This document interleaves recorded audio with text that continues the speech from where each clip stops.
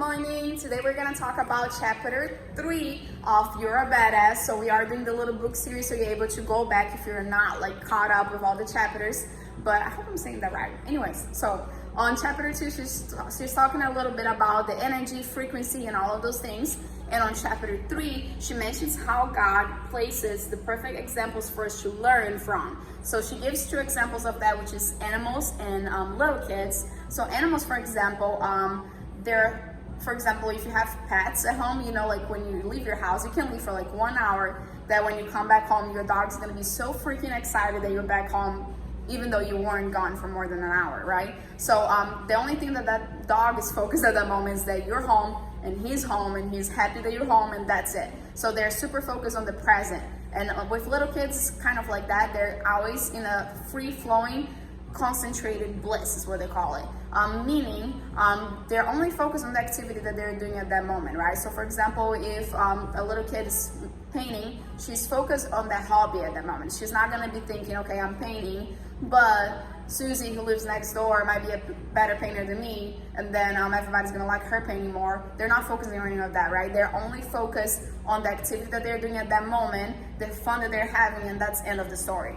So for adults, sometimes we have a really hard time doing that because, of course, we have responsibilities. Even more if you have kids, you have other people that you're responsible for. So it's hard for you to focus just on the present, which is understandable and it is definitely okay. Like, we have to prepare for our bills, we have to prepare for the end of the month, but we tend to dwell on the past and in the future more than focusing on the present, right? And that creates like regrets. Like if you're thinking about the past constantly, usually regretting a decision that you made or a mistake, or if you're thinking about the future, usually worrying about something.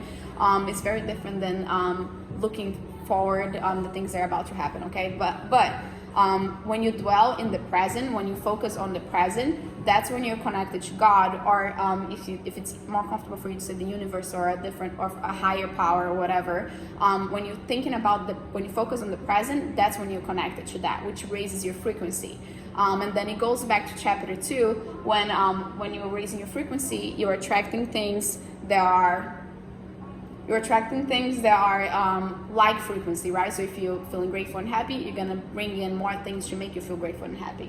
So a good example that came to my head when I was doing the audiobook is that it's like when you're meditating. So if you're meditating, the hardest thing to focus is because you're thinking about the future. You're constantly thinking, okay, I gotta be done with this, because once I'm done with this at this time, I gotta go make food, and then I gotta go to work or whatever. So once you're able to actually focus on the present, you can't do the meditation, right? When you finally are able to shut down your thoughts and your worries, that's when you're actually able to meditate and enter like a full state of bliss or plenitude, of peace, or whatever you wanna call it. And that's when you are actually connected to God or a higher power. And then attracting things that makes you feel the same way. So recap, it's okay to plan for the end of the month, make sure that you have enough money to pay your bills and to do the things that your kids need, but don't dwell in the future and the past. Remember to always be in the present, so you're able to enjoy the present and also be connected to God, and then start attracting all those things that right now you're not attracting because you're just worried about them. So that's chapter 3. I'll talk to you guys tomorrow for chapter 4.